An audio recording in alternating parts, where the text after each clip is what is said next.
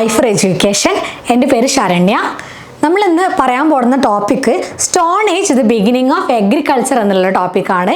ഈ ഒരു ടോപ്പിക്ക് നമുക്ക് കേട്ടിട്ട് 2-ലാണെങ്കിലും 3-ലാണെങ്കിലും കോമൺ ആയിട്ട് വരുന്ന ഒരു ടോപ്പിക്കാണ്. അതുപോലെ തന്നെ നമ്മൾ ഏതൊരു എക്സാം എടുത്ത് നോക്കിയിട്ടുണ്ടെങ്കിലും ഈ ഒരു ഭാഗങ്ങളിലുള്ള ഈ ഒരു ഏരിയാസിലുള്ള ക്വസ്റ്റ്യൻസ് നമുക്ക് കാണാൻ വേണ്ടി പറ്റും. അപ്പോൾ നമ്മുടെ ടോപ്പിക് എന്ന് പറയുന്നത് the stone age the beginning of agriculture എന്നുള്ളതാണ്. ശിലായുഗം, അതുപോലെ തന്നെ കൃഷിയുടെ ആരംഭം, ഈ ഒരു ടോപ്പിക്കാണ് നമ്മൾ ഡിസ്കസ് ചെയ്യാൻ വേണ്ടി പോകുന്നത്. അതിൽ ആദ്യം തന്നെ ഞാൻ നിങ്ങൾക്ക് കുറച്ച് പിക്ചേഴ്സ് കാണിച്ചു തരാം. ഈ പിക്ചേഴ്സിൽ എന്തൊക്കെയാണ് കാണുന്നത്? ഒരു മനുഷ്യൻ തീയായിട്ട് നിൽക്കുന്നുണ്ട്, ശിലകളുണ്ട് അല്ലേ, ചുറ്റോട് ചുറ്റും ശിലകളുണ്ട്. അതുപോലെ തന്നെ പാറയുടെ മുകളിൽ എന്ത് ചെയ്യുന്നുണ്ട്, ചിത്രം വരയ്ക്കുന്നത് കാണുന്നുണ്ട്. നെക്സ്റ്റ് എന്തുണ്ട്, നമ്മൾ തീയിൽ ഫുഡൊക്കെ ഭക്ഷണങ്ങളൊക്കെ ചുട്ടു തിന്നുന്ന ആ ഒരു രീതിക്കുള്ള കാര്യങ്ങൾ കാണുന്നുണ്ട്.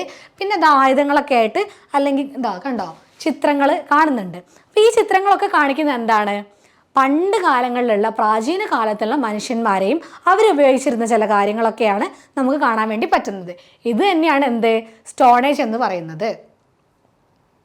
ഇതിൽ സ്റ്റോൺ ഏജ് എന്ന് പറയുമ്പോൾ the stone age marks A period of pre history in which humans used primitive stone tools. അതായത് ശിലകൾ കൊണ്ടുള്ള ടൂൾസ് ഉപയോഗിച്ചിരുന്ന കാലഘട്ടത്തിനെയാണ് നമ്മൾ എന്ത് പറയുക, സ്റ്റോൺ ഏജ് എന്ന് പറയുന്നത്. അതുപോലെ the stone age began at about 30,000 BC and continued until 3000 BCE. 30,000 BCക്കും അതുപോലെ 3000 BCക്കും ഇടയ്ക്കുള്ള ആ ഒരു കാലഘട്ടത്തിനെയാണ് നമ്മൾ എന്ത് പറയുന്നത്, സ്റ്റോൺ ഏജ് എന്ന് പറയുന്നത്. Next periods of stone age ആണ്.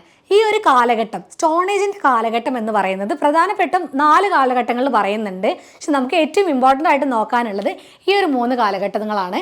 ഈ 4 കാലഘട്ടം എന്ന് പറഞ്ഞിട്ടുണ്ടെങ്കിൽ പാലിയോലിത്തിക് പീരീഡ് അല്ലെങ്കിൽ old age, Mesolithic period, Neolithic period, അതുപോലെ തന്നെ ഒരെണ്ണം കൂടിയുണ്ട് കാൽക്കോലിത്തിക് പീരീഡ്. പാലിയോലിത്തിക് പീരീഡ് എന്ന് പറഞ്ഞാൽ ഏതാണ്, പ്രാചീന ശിലായുഗം. മെസോലിത്തിക് പീരീഡ് എന്ന് പറഞ്ഞിട്ടുണ്ടെങ്കിൽ മധ്യശിലായുഗം അല്ലെങ്കിൽ സൂക്ഷ്മ ശിലായുഗം എന്നും പറയപ്പെടുന്നുണ്ട്. നെക്സ്റ്റ് ആണ് നിയോലിത്തിക് പീരീഡ് അല്ലെങ്കിൽ നവീന ശിലായുഗം. ഇത് ലാസ്റ്റ് ആണ് കാൽക്കോലിത്തിക് പീരീഡ് അല്ലെങ്കിൽ താമ്രശിലായുഗം എന്ന് പറയപ്പെടുന്നത്. ഈ 3 നമുക്ക് ഇമ്പോർട്ടൻ്റ് ആയിട്ട് നോക്കാനുള്ള ഒരു ഏരിയ എന്ന് പറഞ്ഞിട്ടുണ്ടെങ്കിൽ അത് ആദ്യം തന്നെ ഏതാണ്, പാലിയോലിത്തിക് പീരീഡ് ആണ് അല്ലെങ്കിൽ ഓൾഡ് ഏജ് എന്നും പറയുന്നുണ്ട്. ഈ പാലിയോലിത്തിക് പീരീഡ് എന്ന് പറയുന്നത് ഫസ്റ്റ് സ്റ്റോൺ ടൂൾസ് ഇൻവെൻറ്റഡ്, ആദ്യമായിട്ട് ശിലകൾ കൊണ്ടുള്ള ആയുധങ്ങൾ ഇൻവെൻറ്റ് ചെയ്തിട്ടുള്ള കാലഘട്ടത്തിനെയാണ് നമ്മൾ എന്ത് പറയാം, പ്രാചീന ശിലായുഗം എന്ന് പറയാം. നമുക്കറിയാം, നമ്മൾ പണ്ടുള്ള ക്ലാസ്സുകളിലൊക്കെ ഒരുപാട് പഠിച്ചിട്ടുണ്ടായിരിക്കും. നമ്മൾ പണ്ടത്തെ ആൾക്കാരെന്ന് പറഞ്ഞിട്ടുണ്ടെങ്കിൽ, ആദിമ മനുഷ്യരെന്ന് പറഞ്ഞിട്ടുണ്ടെങ്കിൽ ഒരു വേട്ടയാടി ജീവിച്ചിരുന്ന ആൾക്കാരായിരുന്നു എന്നൊക്കെ നമ്മൾ പഠിച്ചിട്ടുള്ള കാര്യങ്ങളാണ്. ആദ്യം തന്നെ നമുക്ക് പാലിയോലിത്തിക് പീരീഡ് എന്നുള്ള ആ ഒരു പീരീഡിൻ്റെ ആ ഒരു ഇമ്പോർട്ടൻസും കാര്യങ്ങളും എന്തൊക്കെയാണെന്ന് നോക്കാം. പാലിയോലിത്തിക് എന്ന് പറഞ്ഞിട്ടുണ്ടെങ്കിൽ ഗ്രീക്ക് വേർഡാണ്. ഏതാണ്, ഗ്രീക്ക് വേർഡാണ്. ഗ്രീക്ക് വേർഡായിട്ടുള്ള പാലിയോ എന്ന് പറഞ്ഞിട്ടുണ്ടെങ്കിൽ ഓൾഡ് എന്താണ് അർത്ഥം വരുന്നത്, പാലിയോ എന്ന് പറഞ്ഞാൽ എന്താണ്, ഓൾഡ് ആണ്. ലിത്തോസ്, ലിത്തോസ് എന്ന് പറഞ്ഞിട്ടുണ്ടെങ്കിൽ എന്താണ്, കല്ലുകൾ എന്ന് പറഞ്ഞാൽ ലിത്തോസ് എന്ന് പറഞ്ഞിട്ടുണ്ടെങ്കിൽ കല്ലുകളാണ്. അപ്പോൾ പാലിയോലിത്തിക് എന്ന് പറഞ്ഞിട്ടുണ്ടെങ്കിൽ ഗ്രീക്ക് വേർഡാണ്. ഇതിനർത്ഥം വരുന്നത് പാലിയോ എന്ന് പറഞ്ഞാൽ ഓൾഡ് എന്നും ലിത്തോസ് എന്ന് പറഞ്ഞിട്ടുണ്ടെങ്കിൽ സ്റ്റോണും എന്നാണ് അർത്ഥം വരുന്നത്. അതുകൊണ്ട് തന്നെ നമ്മൾ എന്താണ് പറയുന്നത്, ഈ ഒരു കാലഘട്ടത്തിനെ ഓൾഡ് സ്റ്റോൺ ഏജ് എന്നും പറയപ്പെടുന്നുണ്ട്. ഓൾഡ് ഏജ് അല്ലെങ്കിൽ ഓൾഡ് സ്റ്റോൺ ഏജ് എന്ന് പറയുന്നുണ്ട്. പ്രാചീന ശിലായുഗം എന്നും പറയപ്പെടുന്നുണ്ട്. നെക്സ്റ്റ് എന്ന് പറയുകയാണെന്നുണ്ടെങ്കിൽ ഇത് നമ്മൾ പറഞ്ഞു അല്ലേ, it also known as the old stone age, old stone age എന്നും പറയപ്പെടുന്നുണ്ടെന്ന് പറഞ്ഞു. അതുപോലെ ഫസ്റ്റ് നമ്മൾ പറഞ്ഞിട്ടുണ്ടായിരുന്നു ശിലകൾ കൊണ്ട് ടൂൾസ് ഉപയോഗിച്ചിട്ടുള്ള ഇൻവെൻറ്റ് ചെയ്തിട്ടുള്ള ആദ്യം തന്നെ ഇൻവെൻറ്റ് ചെയ്തിട്ടുള്ള കാലഘട്ടമാണ് പാലിയോലിത്തിക് ഏജ് എന്ന് പറയുന്നത്, പാലിയോലിത്തിക് ഏജ് എന്ന് പറയപ്പെടുന്നത്. Paleolithic humans were primarily hunter gatherers. അതായത് നമ്മൾ ഫസ്റ്റ് തന്നെ പറഞ്ഞു അല്ലേ, ആദ്യത്തെ മനുഷ്യന്മാർ, ആദ്യം മനുഷ്യൻ എന്ന് പറയുന്നത് വേട്ടയാടി ജീവിച്ചിരുന്ന ആൾക്കാരാണ്. നമ്മൾ ഇന്നത്തെ പോലെ ഫുഡൊക്കെ ഉണ്ടാക്കി കഴിക്കുന്ന അങ്ങനത്തെ തരത്തിലുള്ളതാണോ, അല്ല. അവരെന്ത് ചെയ്യാണ്, വേട്ടയാടിയിട്ട് മൃഗങ്ങളെയും മറ്റൊക്കെ വേട്ടയാടിയിട്ട് ഭക്ഷണം കഴിച്ചിരുന്ന ആൾക്കാരായിരുന്നു. അതുപോലെ തന്നെ ഫ്രൂട്ട്സ് കാര്യങ്ങളൊക്കെ ആയിരുന്നു അവർ അന്നത്തെ കാലത്ത് കഴിച്ചിട്ടുണ്ടായിരുന്നു അല്ലേ. അപ്പം വേട്ടയാടിയിട്ട് പെർമനൻ്റ് ആയിട്ടുള്ളൊരു സെറ്റിൽഡ് ലൈഫൊക്കെ അവർക്ക് ഉണ്ടായിരുന്നോ, ഇല്ല, അവര് വേട്ടയാടിയിട്ട് ഒരു സ്ഥലത്ത് നിന്ന് മറ്റൊരു സ്ഥലത്തേക്ക് ഇങ്ങനെ കടന്നു പോയിട്ടുള്ള ആൾക്കാരായിരുന്നു. ഇനി നമ്മൾ പറയുന്നത് പാലിയോലിത്തിക് പീരീഡിൽ ഉണ്ടായിരുന്ന ഫീച്ചേഴ്സ് ആണ് പറയുന്നത്. എന്തൊക്കെ പ്രത്യേകതകളായിരിക്കും ഉണ്ടായിരിക്കുക എന്ന് നമുക്ക് നോക്കാം. ആദ്യം തന്നെ different colours were used in the cave paintings. അപ്പൊ ഇത് നമുക്കൊരു കാര്യം മനസ്സിലായി അല്ലേ? എന്താ മനസ്സിലായേ? കേവ് പെയിന്റിങ്സ് ഒക്കെ അന്നത്തെ കാലത്ത് ഉണ്ടായിരുന്നു. അതായത് ഗുഹകളിലൊക്കെ ചിത്രങ്ങൾ വരച്ചിട്ടുണ്ടായിരുന്നു. നമ്മൾ പറഞ്ഞു അവർക്ക് ചിലപ്പം വിനോദം എന്നുള്ള ആ ഒരു രീതിക്കായിരിക്കും അവർ എന്ത് ചെയ്തിട്ടുണ്ടായിരിക്കുക, ചിത്രങ്ങളൊക്കെ വരച്ചിട്ടുണ്ടായിരിക്കുക. അന്ന് അങ്ങനെ ഒരു ചിത്രം വരച്ചുകൊണ്ട് എന്തൊരു ഉപകാരമായി? നമുക്ക് അന്നത്തെ കാലത്തെക്കുറിച്ച് പഠിക്കുമ്പോൾ ഒരുപാട് കാര്യങ്ങൾ ആ ഒരു ചിത്രങ്ങളിലൊക്കെ നമുക്ക് മനസ്സിലാക്കാൻ വേണ്ടി പറ്റിയിട്ടുണ്ടായിരുന്നു. അപ്പോൾ അവർ എന്ത് ചെയ്തിട്ടുണ്ട്? ഗുഹകളിലൊക്കെ ചിത്രങ്ങൾ വരച്ചിട്ടുണ്ട്. അപ്പോൾ ഡിഫറെൻറ്റ് കളേഴ്സ് യൂസ് ചെയ്തെന്ന് പറഞ്ഞു. നമ്മൾ ഇന്നത്തെ കാലത്തെ കളേഴ്സ് യൂസ് ചെയ്യുന്ന പോലത്തെ കളറൊക്കെ അന്നത്തെ ഉണ്ടോ? ഇല്ല. അവരെന്താവും കളർ യൂസ് ചെയ്തിട്ടുണ്ടായിരിക്കുക? അതെ, സസ്യങ്ങളുണ്ടല്ലോ, സസ്യങ്ങളൊക്കെ അവരെന്ത് ചെയ്യാണ്? അതിൻ്റെ പൊടികളൊക്കെ ഉപയോഗിച്ചിട്ട് അത് പൊടിച്ചിട്ട് ആ ഒരു പൊടികളൊക്കെ ആയിരിക്കും അവരെന്ത് ചെയ്തിട്ടുണ്ടായിരുന്നേ? യൂസ് ചെയ്തിട്ടുണ്ടായിരുന്നത്, ചിത്രം വരയ്ക്കാൻ വേണ്ടിയിട്ട് യൂസ് ചെയ്തിട്ടുണ്ടായിരുന്നത്. പിന്നെ അതുപോലെ എന്തൊക്കെ ചിത്രങ്ങളാണ് അവർ ചെയ്തിട്ടുള്ളത് നമുക്ക് നോക്കാം. ദ ഫിഗേഴ്സ് ഓഫ് ഹോഴ്സ്, കുതിരകളുടെ ഉണ്ട്, ഡിയർ, ലയൺ ഉണ്ട്, ലിയോപ്പാർഡ് ഉണ്ട്, ബിയർ ഉണ്ട് അല്ലേ? അപ്പം ഇത്തരത്തിലുള്ള ഫിഗേഴ്സ് ഒക്കെ അവർ വരച്ചിട്ടുണ്ടായിരിക്കും. അതായത് സിംഹത്തിൻ്റെ വരച്ചിട്ടുണ്ട്, അതുപോലെ തന്നെ പുള്ളിപ്പുലിയുടെ വരച്ചിട്ടുണ്ടായിരുന്നു, അതുപോലെ ഹോഴ്സ് വരച്ചിട്ടുണ്ട്. അങ്ങനെ ഒരുപാട് കാര്യത്തിലുള്ള ഈ ചിത്രങ്ങൾ, ഈ മൃഗങ്ങളുടെ ചിത്രങ്ങളൊക്കെ അവരെന്ത് ചെയ്തിട്ടുണ്ട്? വരച്ചിട്ടുണ്ടായിരുന്നു. അപ്പം തന്നെ നമുക്ക് മനസ്സിലാക്കാൻ വേണ്ടി പറ്റും അന്നത്തെ കാലത്ത് ഈ മൃഗങ്ങളൊക്കെ ആയിരിക്കും അവരെന്ത് ചെയ്തിട്ടുണ്ടായിരിക്കുക? വേട്ടയാടിയിട്ടൊക്കെ ഉണ്ടായിരിക്കുക. അപ്പം ഇത്രയും ചിത്രങ്ങളൊക്കെ അവർ വരച്ചിട്ടുണ്ടായിരുന്നു. ഇനി നെക്സ്റ്റ് വെപ്പൺസ് ആണ്. നമ്മൾ പറഞ്ഞു വെപ്പൺസ് എന്ന് പറഞ്ഞാൽ അവർ കൂടുതലായിട്ടും ഏതാ യൂസ് ചെയ്തത്? ശിലകളാണ്, കല്ലുകൾ കൊണ്ടുള്ള വെപ്പൺസ് ആണ് യൂസ് ചെയ്തിട്ടുണ്ടായിരുന്നത്. Paleolithic humans mainly used weapons made of stones. കല്ലുകൾ കൊണ്ടിട്ടുള്ള ഉപകരണങ്ങളാണ് അവർ ഉപയോഗിച്ചിട്ടുണ്ടായിരുന്നത്. ആയുധങ്ങൾ കേട്ടോ, ആയുധങ്ങളാണ് അവർ ഉപയോഗിച്ചിട്ടുണ്ടായിരുന്നത്. അതുപോലെ തന്നെ കല്ലുകൾ മാത്രമല്ല, they also used of bones of animals. ആനിമൽസിൻ്റെ എല്ലുകളൊക്കെ എന്ത് ചെയ്തിട്ടുണ്ട്? അതെ, ആയുധങ്ങളായിട്ട് ഉപയോഗിച്ചിട്ടുണ്ടായിരുന്നു. ബോൺസ് ഓഫ് ആനിമൽസ്, അതുപോലെ ഐവറി, പീസസ് ഓഫ് വുഡ്, അങ്ങനത്തെ കാര്യങ്ങളൊക്കെ അവർ വെപ്പൺസ് ആയിട്ട് ഉപയോഗിച്ചിട്ടുണ്ടായിരുന്നു. ഈ ഐവറി എന്ന് പറയുമ്പോൾ എന്താണ്? ആനക്കൊമ്പ് അല്ലേ? അപ്പം ആനക്കൊമ്പ്, അതുപോലെ തന്നെ ഈ മൃഗങ്ങളുടെ എല്ലുകൾ, അതുപോലെ തന്നെ വുഡ്, നമ്മുടെ മരത്തിൻ്റെ ചില ചില്ലകൾ കാര്യങ്ങളൊക്കെ അല്ലേ, അതൊക്കെ അവർ എന്തായിട്ട് ഉപയോഗിച്ചിട്ടുണ്ടായിരുന്നു? ആയുധങ്ങളായിട്ട് ഉപയോഗിച്ചിട്ടുണ്ടായിരുന്നു. പിന്നെ നമുക്ക് കാണാം കല്ലുകൾ എന്ന് പറയുമ്പോൾ നമ്മൾ ഷേപ്പ് ചെയ്തിട്ടുള്ള കല്ലുകളാണോ ഉള്ളത്? നിങ്ങൾ ചിത്രം നോക്കിയേ, അല്ല, പരുക്കനായിട്ടുള്ള കല്ലുകളല്ലേ, ഒരു ഷേപ്പൊന്നും ഇല്ലാണ്ട് നമ്മൾ നോർമലി കാണുന്ന ആദ്യത്തെ ഒരു കല്ലുകളായിട്ടാണ് അന്നത്തെ കാലത്ത് ഉപയോഗിച്ചിട്ടുണ്ടായിരുന്നത്. ഈ നെക്സ്റ്റ് നമ്മൾ ഏറ്റവും ഇമ്പോർട്ടൻ്റ് ആയിട്ട് നോക്കേണ്ടതാണ്. എല്ലാ കാലഘട്ടത്തിലും മെയിൻ ആയിട്ടുള്ള ഓരോ സെൻറ്റേഴ്സ് അല്ലെങ്കിൽ സൈറ്റ്സ് ആണ് നമ്മൾ നോക്കാനുള്ളത്. ഫസ്റ്റ് തന്നെ നമുക്ക് സൈറ്റുകൾ പറയുന്നുണ്ട് ഈ ഭാഗത്ത്. നെക്സ്റ്റ് ഏതാ പറയുന്നത്?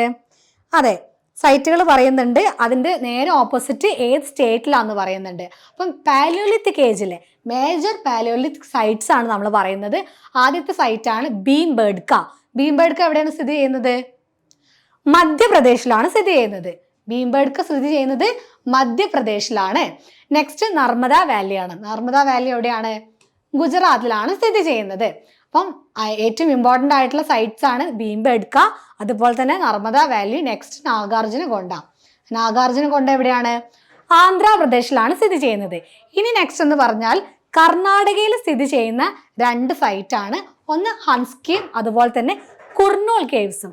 കുർണൂൽ ഗുഹകളും ഹൻസ്കിയാണ് ഇനി കർണാടകയിൽ സ്ഥിതി ചെയ്യുന്നത്. ഇത് രണ്ടുമാണ് കേട്ടോ. ഇത് രണ്ടുമാണ് കർണാടകയിൽ സ്ഥിതി ചെയ്യുന്ന സൈറ്റ്സ് എന്ന് പറയപ്പെടുന്നത്. ഇനി നെക്സ്റ്റ് രണ്ടാമത്തെ ഏതാണ് ഏജ്? രണ്ടാമത്തെ ഏജാണ് മെസോലിത്തിക് ഏജ് അല്ലെങ്കിൽ മധ്യശിലായുഗം, അല്ലെങ്കിൽ എന്തെന്ന് പറയും? സൂക്ഷ്മശിലായുഗം എന്നും പറയപ്പെടുന്നത്. It is also known as middle stone age and microlithic age. ഇതിന് എന്ത് പറയുന്നുണ്ട്? നമ്മൾ നേരത്തെ പറഞ്ഞ പോലെ മിഡിൽ സ്റ്റോൺ ഏജ് അല്ലെങ്കിൽ മധ്യശിലായുഗം എന്ന് പറയപ്പെടുന്നുണ്ട്. അതുപോലെ തന്നെ മൈക്രോലിത്തിക് ഏജ്, അതായത് സൂക്ഷ്മശിലായുഗം എന്നും പറയപ്പെടുന്നുണ്ട്. Next the name mesolithic comes from two separate words. രണ്ട് സെപ്പറേറ്റ് വേർഡ്സ് നിന്നാണ് മെസോലിത്തിക് എന്നുള്ള വേർഡ് വന്നിട്ടുള്ളത്. ഏതാണ്? മെസോസ് അല്ലെങ്കിൽ മിഡിൽ എന്ന അർത്ഥം വരുന്ന ഒരു വാക്കുന്ന്. അതുപോലെ തന്നെ ലിത്തോസ്, നമ്മൾ നേരത്തെ പറഞ്ഞിട്ടുണ്ടായിരുന്നു, ലിത്തോസ് എന്ന് പറഞ്ഞാൽ എന്താണ്? സ്റ്റോൺ എന്നാണ് അർത്ഥം വരുന്നത്. അപ്പൊ സെപ്പറേറ്റഡ് ആയിട്ടുള്ള ഈ രണ്ട് വാക്കുന്നാണ് ഏത് വന്നിട്ടുള്ളത്? മെസോലിത്തിക് എന്നുള്ള ഈ ഒരു വേർഡ് വന്നിട്ടുള്ളത്.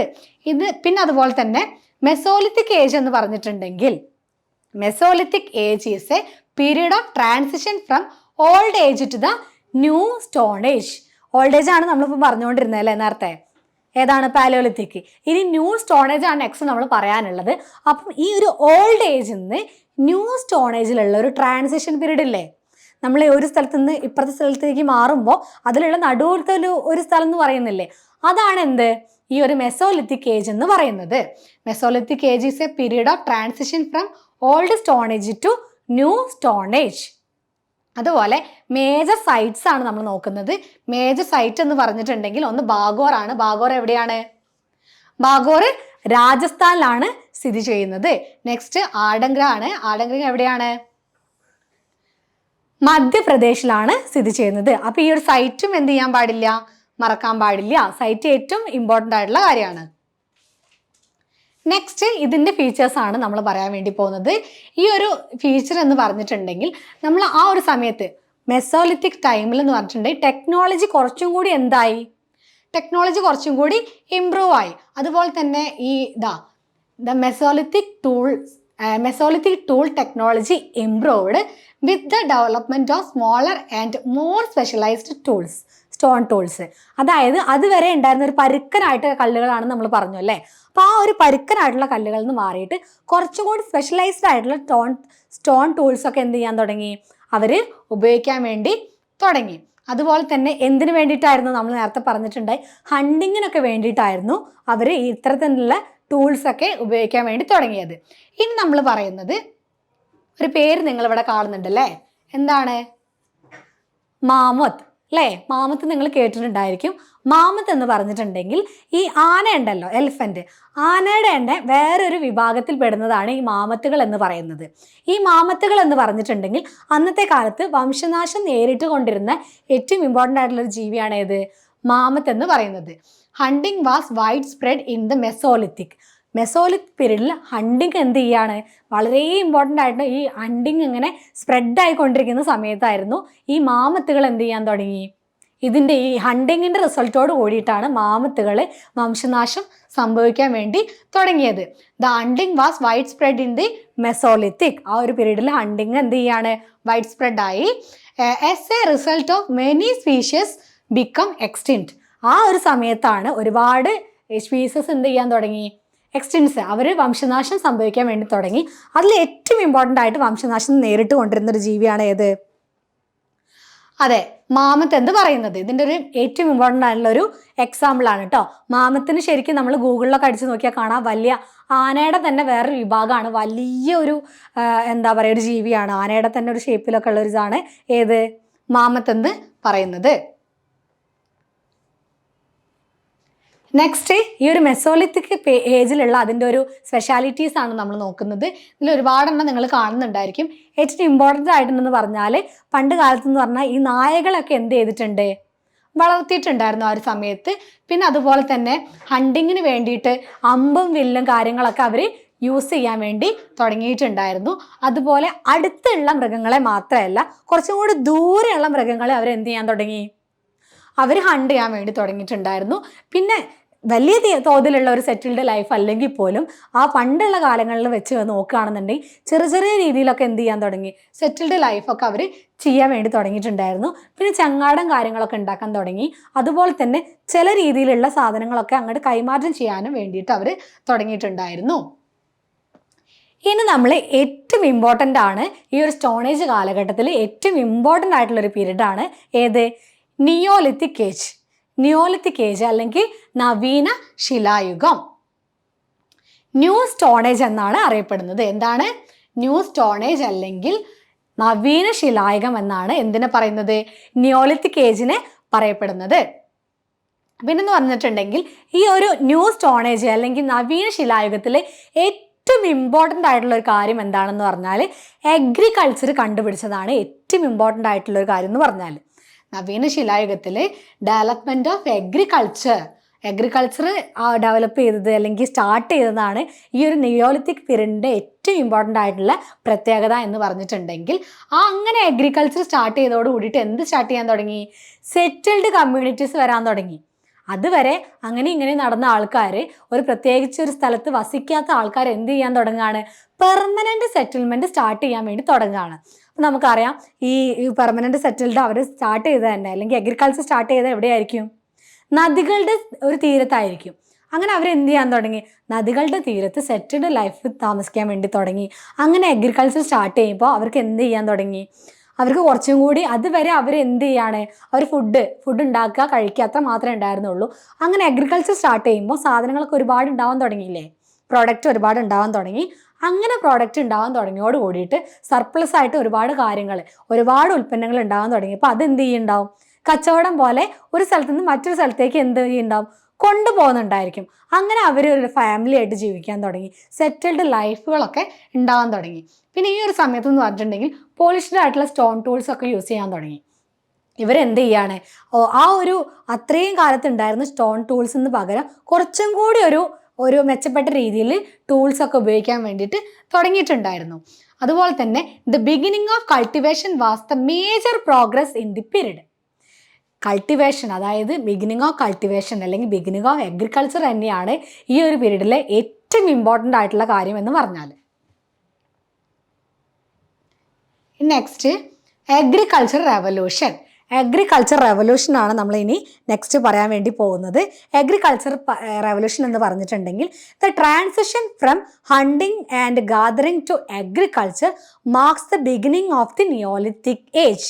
അതായത് ഒരു ട്രാൻസിഷൻ ആണല്ലേ. അവരെന്തെന്ന്, അതുവരെ അവർക്ക് ഹണ്ടിങ്, ഗാദറിങ് അല്ലേ, അത്തരം കാര്യങ്ങളിൽ അവരെന്തിലേക്ക് പോവാണ്? അഗ്രികൾച്ചറിലേക്ക് പോവാണ്. അപ്പോൾ അതൊരു ട്രാൻസിഷൻ ആണ്. നമ്മൾ നേരത്തെ ഒരു ട്രാൻസിഷൻ പറഞ്ഞിട്ടുണ്ടായിരുന്നു. എന്താ പറഞ്ഞേ? ഓൾഡ് ഏജിൽ നിന്ന് ന്യൂ സ്റ്റോൺ ഏജിലുള്ള ട്രാൻസിഷൻ ആണ് എന്ത്? മെസോലിത്തിക് ഏജ് അല്ലെങ്കിൽ മധ്യശിലായുഗം എന്ന് പറയപ്പെടുന്നത്. അപ്പോൾ ഇതെന്താണ്? ഇതെന്ന് പറഞ്ഞാൽ അതുവരെ ഉണ്ടായിരുന്ന ഹണ്ടിങ് അല്ലെങ്കിൽ ഗാദറിങ്, ആ ഒരു സമയങ്ങളിൽ നിന്ന് അവരെന്തിലേക്ക് പോവുകയാണ്? അഗ്രികൾച്ചറിലേക്ക് പോവുകയാണ്. ഈ ഒരു ട്രാൻസിഷനാണ് ഇവിടെ നടന്നിട്ടുള്ളത്. അതുപോലെ തന്നെ people began cultivating crops such as, ഏതൊക്കെയാണ്? വീറ്റ്, ബാർലി, അതുപോലെ തന്നെ റൈസ്. വീറ്റ്, ബാർലി, റൈസ് ഒക്കെയാണ് അവരെന്ത് ചെയ്തിട്ടുണ്ടായിരുന്നത്? അവർ ഉൽപ്പാദിപ്പിക്കാൻ തുടങ്ങിയിട്ടുണ്ടായിരുന്നത്. അതുപോലെ ദേ ഡൊമസ്റ്റിക്കേറ്റിംഗ് ആനിമൽസ്, അവർ വളർത്താൻ തുടങ്ങി. ഏതൊക്കെ ആനിമൽസിനെ? കാറ്റിൽ, ഷീപ്പ്, ഗോഡ്സ് ആൻഡ് പിഗ്സ്, ഇത്തരത്തിലുള്ള ആനിമൽസിനൊക്കെ അവർ എന്ത് ചെയ്യാൻ തുടങ്ങിയിട്ടുണ്ടായിരുന്നു? വളർത്താൻ വേണ്ടിയിട്ട് തുടങ്ങിയിട്ടുണ്ടായിരുന്നു ആ ഒരു കാലഘട്ടത്തിൽ. ഏത് കാലഘട്ടത്തിൽ? നിയോളിത്തിക് കാലഘട്ടത്തിൽ കേട്ടോ. Next, the change from food gathering to food production is a landmark in the history of human life. ഈ ഒരു ഹ്യൂമൻ ലൈഫിൻ്റെ ഏറ്റവും ഇമ്പോർട്ടൻ്റ് ആയിട്ടുള്ള ഒരു ചേഞ്ച് എന്ന് പറയുന്നത് ഫുഡ് ഗാദറിങ്. അതുവരെ അവർ ഫുഡ് ഇങ്ങനെ കണ്ടെത്തുമായിരുന്നു, അതിൽ നിന്ന് അവർ ഫുഡ് പ്രൊഡക്ഷനിലേക്ക് മാറി. എന്തുകൊണ്ടാണ്? അഗ്രികൾച്ചർ സ്റ്റാർട്ട് ചെയ്തതുകൊണ്ട്. അതാണ് ഈ ഒരു ഹ്യൂമൻ ലൈഫിൻ്റെ ഏറ്റവും വലിയൊരു ട്രാൻസിഷൻ, അല്ലെങ്കിൽ ഏറ്റവും വലിയൊരു ഇമ്പോർട്ടൻ്റ് എന്ന് പറയുന്നത്. അതുപോലെ തന്നെ ഗോർഡൻ ചൈൽഡ് എന്നുള്ളൊരു ഹിസ്റ്റോറിയൻ ഉണ്ട്. നമുക്ക് ഫേമസ് ആയിട്ടുള്ളൊരു ഹിസ്റ്റോറിയനാണ് ആര്? Gordon child. അദ്ദേഹം പറയുന്നത് ഈ ഒരു നിയോളിത്തിക് റവല്യൂഷൻ എന്നാണ് ഈ ഒരു അഗ്രികൾച്ചർ സ്റ്റാർട്ട് ചെയ്യുന്നതിനും ആ ഒരു കാലഘട്ടത്തിനെ പറയുന്നത്. എന്താണ് നിയോളിത്തിക് റവല്യൂഷൻ? നമുക്ക് ഏറ്റവും ഇമ്പോർട്ടൻ്റ് ആയിട്ട് പല ക്വസ്റ്റ്യൻസിലും വന്നിട്ടുള്ള ഒരു ക്വസ്റ്റ്യൻ ആണ് നിയോളിത്തിക് റവല്യൂഷൻ എന്ന്. ഈ ഒരു നിയോളിത്തിക് ഏജിൻ്റെ കാലഘട്ടത്തിനെ പറഞ്ഞത് ആര് എന്നുള്ളത്. അപ്പോൾ ആരാണ് ആൻസർ വരുന്നത്? ഗോർഡൻ ചൈൽഡ് ആണ് കേട്ടോ. ആരാണ്? ഗോർഡൻ ചൈൽഡ് ആണ്. ഗോൾഡൻ ചൈൽഡ് ആണ് എന്ത് പറഞ്ഞിട്ടുള്ളത്? നിയോളിത്തിക് റവല്യൂഷൻ എന്ന് പറയുന്നത്. നിയോളിത്തിക് റവല്യൂഷൻ എന്ന് പറയുന്നത് ആരാണ്? ഗോർഡൻ ചൈൽഡ് ആണ്. അദ്ദേഹം ആരാണ്? ഒരു ആർക്കിയോളജിസ്റ്റ് ആണ്. അതുപോലെ തന്നെ എന്താണ്? ഒരു ഹിസ്റ്റോറിയൻ കൂടിയാണ്. ഗോർഡൻ ചൈൽഡ് മറക്കരുത്. അതുപോലെ അദ്ദേഹത്തിൻ്റെ ഫേമസ് ആയിട്ടുള്ള 2 ബുക്കുകൾ പറയുന്നുണ്ട്. ഈ ബുക്കുകളും വളരെ ഇമ്പോർട്ടൻ്റ് ആണ്. ഈ ബുക്കുകളും കഴിഞ്ഞ മുന്നത്തെ ക്വസ്റ്റ്യനിൽ, കേട്ടിട്ട് ക്വസ്റ്റ്യങ്ങളിലൊക്കെ ഈ ഒരു ക്വസ്റ്റ്യൻ ചോദിച്ചിട്ടുണ്ടായിരുന്നു. ഈ ബുക്ക് ആരുടെയാണെന്ന് ചോദിക്കും, അല്ലെങ്കിൽ ഒരുപാട് ബുക്കുകൾ കൊടുത്തിട്ട് ഇതിൽ ഗോർഡൻ ചൈൽഡിൻ്റെ ബുക്ക് ഏതാണെന്ന് ചോദിച്ചിട്ടുണ്ട്. ഇപ്പോൾ അദ്ദേഹത്തിൻ്റെ ഫേമസ് ആയിട്ടുള്ള 2 വർക്ക്സ് ഏതാണ്? മാൻ മേക്സ് ഹിംസെൽഫ്. ഏതാണ്? Man make himself. നെക്സ്റ്റ് ഒരു ബുക്കാണ് what happened in history. What happened in history. ഇതാണ് അദ്ദേഹത്തിൻ്റെ 2 ഇമ്പോർട്ടൻ്റ് ആയിട്ടുള്ള ബുക്ക് വരുന്നത്. അപ്പോൾ ഗോൾഡൻ ചൈൽഡ് എന്ന് പറയുമ്പോൾ തന്നെ നമ്മൾ ആദ്യം മനസ്സിൽ ഓർക്കേണ്ടത് അദ്ദേഹം പറഞ്ഞതാണ് നിയോളിത്തിക് റവല്യൂഷൻ എന്നുള്ള വാക്ക് ആരാണ്? ഗോൾഡൻ ചൈൽഡ് ആണ്. അദ്ദേഹത്തിൻ്റെ ഇമ്പോർട്ടൻ്റ് ആയിട്ടുള്ള ബുക്ക് ഏതാണ്? Man make himself and what happens in history. ഇതാണ് 2 ബുക്ക് ഇമ്പോർട്ടൻ്റ് ആയിട്ടുള്ള കേട്ടോ. ഇനി നെക്സ്റ്റ് പറയാൻ പോകുന്നത് എടക്കൽ കേവ് ആണ്. എടക്കൽ കേവ് എന്ന് പറയുമ്പോൾ നമുക്ക് കുറച്ച് സന്തോഷമൊക്കെ വരും. കാരണം എന്താണ്? നമ്മുടെ കേരളത്തിലുള്ള നവീന ശിലായുഗത്തിലെ ഏറ്റവും ഇമ്പോർട്ടൻ്റ് ആയിട്ടുള്ള ഒരു സൈറ്റാണ് ഏത്? എടക്കൽ കേവ് എന്ന് പറയുന്നത്. അത്യാവശ്യം നിങ്ങൾക്ക് എല്ലാവർക്കും അറിയായിരിക്കും എവിടെയാണ് എടക്കൽ കേവ് സ്ഥിതി ചെയ്യുന്നത് എന്നുള്ളത്. ഇതും നമ്മുടെ മുന്നത്തെ കാറ്ററ്റ് ക്വസ്റ്റ്യനിൽ വന്നിട്ടുള്ളതാണ്, പ്രീവിയസ് ക്വസ്റ്റ്യനിൽ വന്നിട്ടുള്ളതാണ്. നമ്മൾ ഗോൾഡൻ ചൈൽഡിൻ്റെ കാര്യം ചോദിച്ചതുപോലെ തന്നെ എടക്കൽ കേവ് എവിടെയാണ് സ്ഥിതി ചെയ്യുന്നത്? എടക്കൽ കേവ് എവിടെയാണ് സ്ഥിതി ചെയ്യുന്നത്? അതെ, എവിടെയാണ്? എടക്കൽ കേവ് സ്ഥിതി ചെയ്യുന്നത് വയനാട്ടിലാണ് കേട്ടോ. വയനാട്ടിലാണ് എടക്കൽ കേവ് സ്ഥിതി ചെയ്യുന്നത്. The most important neolithic site in Kerala. കേരളയിലെ ഏറ്റവും ഇമ്പോർട്ടൻ്റ് ആയിട്ടുള്ള നിയോളിത്തിക് സൈറ്റ് ആണ് ഏത്? എടക്കൽ കേവ് എന്ന് പറയുന്നത്. Situated on Amboothi hills in Sultan Bathery in Wayanad district Kerala. നമ്മുടെ കേരളയിലെ എവിടെയാണ്? വയനാട്ടിലെ അമ്പുകുത്തി ഹിൽസിലാണ് ഏത് സ്ഥിതി ചെയ്യുന്നത്? എടക്കൽ കേവ് സ്ഥിതി ചെയ്യുന്നത്. നിങ്ങളെല്ലാവരും പോയിട്ടുള്ളൊരു സ്ഥലം തന്നെയായിരിക്കും എവിടെ? എടക്കൽ കേവ്. എടക്കൽ കേവിൽ പോയാൽ തന്നെ നമുക്ക് മനസ്സിലാക്കാൻ വേണ്ടി സാധിക്കും ഒരുപാട് ദൂരം നമുക്ക് പോവേണ്ടതുണ്ട്. അങ്ങനെ പോയി കഴിഞ്ഞ് നമ്മൾ അവിടെ എത്തിക്കഴിഞ്ഞാൽ നമുക്ക് ആ ഒരു കേവിൽ നമുക്ക് ഒരുപാട് ചിത്രങ്ങൾ കാണാൻ വേണ്ടി പറ്റും. നമ്മൾ ഇതിൽ ഫസ്റ്റത്തെ സ്ലൈഡിൽ കാണിച്ചിട്ടുണ്ടായിരുന്നു, ഒരു ചിത്രം വരയ്ക്കുന്നതൊക്കെ കണ്ടില്ലേ? അപ്പം അതുപോലെ തന്നെ നമുക്ക് പെട്ടെന്ന് മനസ്സിലാക്കാൻ പറ്റുന്നതും പക്ഷെ നമുക്ക് എത്ര നോക്കിയാലും മനസ്സിലാക്കാൻ പറ്റാത്തതുമായിട്ടുള്ള പലതരത്തിലുള്ള ചിത്രങ്ങൾ എവിടെ ഉണ്ട്? എടക്കൽ കേവിൽ വരച്ച് വെച്ചിട്ടുണ്ടായിരിക്കും. അപ്പം ഇതൊക്കെ എന്ന് പറഞ്ഞിട്ടുണ്ടെങ്കിൽ നമുക്ക് ഗൂഗിളിൽ സെർച്ച് ചെയ്ത് നോക്കിയാൽ അറിയാം ആ എടക്കൽ കേവിലെ ചിത്രങ്ങൾ എന്തൊക്കെയാണ്. ചക്രത്തിൻ്റെ ചിത്രമുണ്ട്, അതുപോലെ കോണിയുടെ ചിത്രം പോലൊക്കെ ഉണ്ടായിരുന്നു. അത് നമുക്കത് മനസ്സിലാവൂല എന്താന്നുള്ളത്. പക്ഷെ എന്താണ്, അത് അന്നത്തെ ആൾക്കാർ വരച്ച് വെച്ചിട്ടുള്ള കാര്യങ്ങളായിരുന്നു. അപ്പം ഈ ഒരു എടക്കൽ കേവ് എവിടെയാണ് സ്ഥിതി ചെയ്യുന്നത്? വയനാട്ടിലാണ്, അമ്പുകുത്തി ഹിൽസിലാണ്. അതുപോലെ തന്നെ ഇത് ഡിസ്കവേർഡ് ചെയ്തത് ആരാണ്? ഫ്രെഡ് ഫോസറ്റ് ആണ് ഡിസ്കവേർഡ് ചെയ്തത്. ആരാണ്? ഫ്രെഡ് ഫോസറ്റ് ആണ് ഡിസ്കവേർഡ് ചെയ്തിട്ടുണ്ടായിരുന്നത്. അതുപോലെ തന്നെ ഒരുപാട് ആനിമൽസിൻ്റെ സിമ്പിൾസ് ഉണ്ട്, ഫിഗേഴ്സ് ഉണ്ട്, ഹ്യൂമൻ ഫിഗേഴ്സ് ഉണ്ട്. അങ്ങനെ ഒരുപാട് കാര്യങ്ങൾ നൃത്തം ചെയ്യുന്ന പോലെയുള്ള ചിത്രങ്ങളൊക്കെ വരച്ചിട്ട് വെച്ചിട്ടുണ്ട്. അപ്പം ഇതൊക്കെ നമുക്ക് എവിടെ പോയാൽ കാണാൻ വേണ്ടി പറ്റും? എവിടെ പോയാൽ പറ്റും? എടക്കൽ കേവിൽ കാണാൻ വേണ്ടി പറ്റും. പോകാത്തവരുണ്ടെങ്കിൽ എന്തായാലും നിങ്ങൾ മസ്റ്റായിട്ട് വിസിറ്റ് ചെയ്യേണ്ട ഒരു പ്ലേസ് ആണ് അത്. കാരണം നമുക്ക് ഹിസ്റ്റോറിക്കലി നമുക്ക് ഒരുപാട് ഇൻഫോർമേഷൻ തരുന്ന ഒരു സ്ഥലമാണ് എടക്കൽ കേവ് എന്ന് പറയുന്നത്. നെക്സ്റ്റ് നോക്കാം. നിയോളിത്തിക് സൈറ്റ് ആണ് ഇനി നമ്മൾ പറയാൻ പോകുന്നത്. നമ്മൾ ഓരോന്നിൻ്റെ സൈറ്റ് ഇമ്പോർട്ടൻ്റ് എന്ന് പറഞ്ഞു. നിയോളിത്തിക് സൈറ്റ് ആണ് പറയാൻ വേണ്ടി പോകുന്നത്. എടക്കൽ കേവ് സൈറ്റുകളുണ്ട്, സ്റ്റേറ്റ്സ് ഉണ്ട് അല്ലേ? ഏതൊക്കെയാണ് സ്റ്റേറ്റ് എന്നുണ്ട്. എടക്കൽ കേവ് സ്ഥിതി ചെയ്യുന്നത് എവിടെയാണ്? നമ്മൾ പറഞ്ഞു കേരളയിലാണ്, വയനാട്ടിലല്ലേ? വയനാട്ടിലാണ് എടക്കൽ കേവ് സ്ഥിതി ചെയ്യുന്നത്. നെക്സ്റ്റ് മർഗഡ് ആണ്. എവിടെയാണ്? ബലൂചിസ്ഥാൻ. എവിടെയാണ്? പാകിസ്ഥാനില്. നെക്സ്റ്റ് ബൗസോം എവിടെയാണ്? ബൗസോം സ്ഥിതി ചെയ്യുന്നത് കാശ്മീരിലാണ്. അതുപോലെ തന്നെ കാശ്മീരിലൊരു സ്ഥലമാണ് ഗുഫ്ക്രാൾ.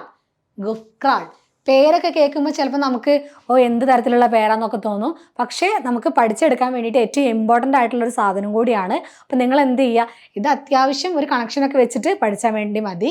അപ്പോൾ 2 സ്ഥലത്ത് കാശ്മീർ ഒരുപോലെ വരുന്ന സ്ഥലങ്ങളിലുള്ള ഇതൊക്കെ പഠിച്ചു വെക്കുക. കാശ്മീരിൽ ഏതൊക്കെയാണ് വരുന്നത്? ബൊർസോമും വരുന്നുണ്ട്, അതുപോലെ തന്നെ ഗുഫ്ക്രാളും വരുന്നുണ്ട്. നെക്സ്റ്റ് പറയുന്നത് ബീഹാറിലാണ്. ബീഹാറിൽ ഏതാ സ്ഥിതി ചെയ്യുന്നത്? ചിരാന്താണ് കേട്ടോ, ചിരാന്താണ്. പിന്നെ ഉദ്നൂർ ആണ് പറയുന്നത്. ഉദ്നൂർ ആന്ധ്രാപ്രദേശിലാണ്. ഉദ്നൂർ മാത്രമല്ല, പിന്നെ എവിടെയും കൂടി ഉണ്ട്, നാഗാർജുന കൊണ്ടയും കൂടി ഉണ്ട്. നാഗാർജുന കൊണ്ട. പിന്നെ ഹാലൂർ ആണ്. ഹാലൂറിൽ ഏതാണ്? കർണാടക. ഹാലൂർ മാത്രമാണോ കർണാടകയിലെ? അല്ല, മാസ്കി സ്ഥിതി ചെയ്യുന്നുണ്ട്. ഹാലൂറിലാണ് മാസ്കി സ്ഥിതി ചെയ്യുന്നത്. അപ്പം ഇമ്പോർട്ടൻ്റ് ആയിട്ടുള്ള സൈറ്റ്സ് ആണ് നമ്മൾ പറഞ്ഞത്. നിയോളിത്തിക് പീരീഡിലുള്ള സൈറ്റ്സിനെ കുറിച്ചാണ് നമ്മൾ പറഞ്ഞത്. ഏതൊക്കെയാണ്?